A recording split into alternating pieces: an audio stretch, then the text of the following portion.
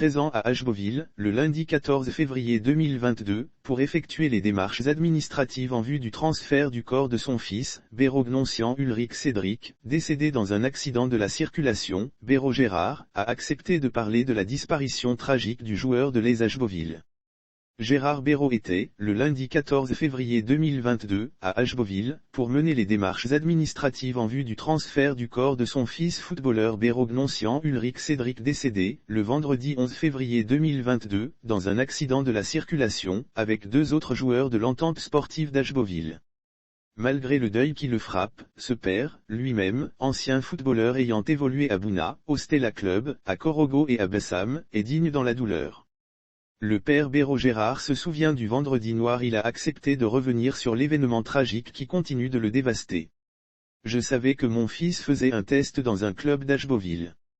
Il est venu prendre le transport avec moi, une semaine auparavant, je crois, a-t-il souligné, avant de dire comment il a appris la triste nouvelle. Ce vendredi noir, j'étais au boulot. Je travaille à Bingerville. C'était aux environs de 21h. J'ai reçu un appel d'un inconnu. Au bout du fil, raconte-t-il, son interlocuteur lui demande de se déplacer urgemment à Ashboville parce que l'accident était grave. J'ai donc quitté Bingerville aux environs de 21h et je suis arrivé à Ashboville aux environs de 23h et plus. J'ai emprunté un véhicule à Bingerville pour Abobo et de là, j'ai eu un autre véhicule pour Ashboville.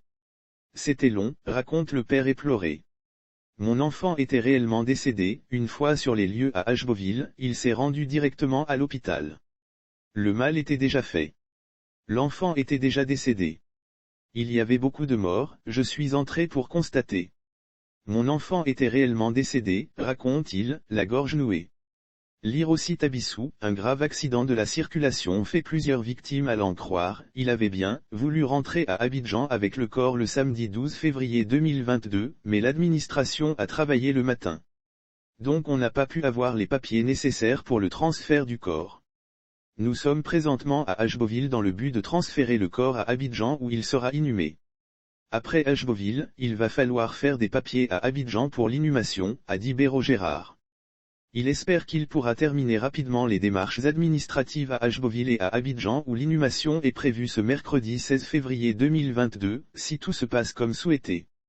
Si on a pu avoir les papiers ici aujourd'hui, lundi 14 février 2022, note de la rédaction, demain, mardi 15 février 2022, note de la rédaction, on fera ceux d'Abidjan, avant de venir faire le transfert du corps pour faire directement l'inhumation à Abidjan, informe-t-il. Béraud-Gnossian Ulrich Cédric inhumé ce mercredi 16 février 2022 au cimetière d'Abobo-Baoulé. Son fils Béraud-Gnossian Ulrich Cédric né le 19 août 1997 à Abobo sera donc inhumé, le mercredi 16 février 2022, au cimetière municipal d'Abobo-Baoulé. Les deux autres joueurs décédés, à savoir le latéral gauche Bamba Kassoum et l'attaquant Traoré Mohamed Lamine ont déjà été inhumés, le lendemain du drame, à Ashboville. En attendant l'inhumation de son fils, le père Béraud Gérard a bien voulu laisser un message aux parents des deux autres footballeurs et tous ceux qui ont péri dans cet accident.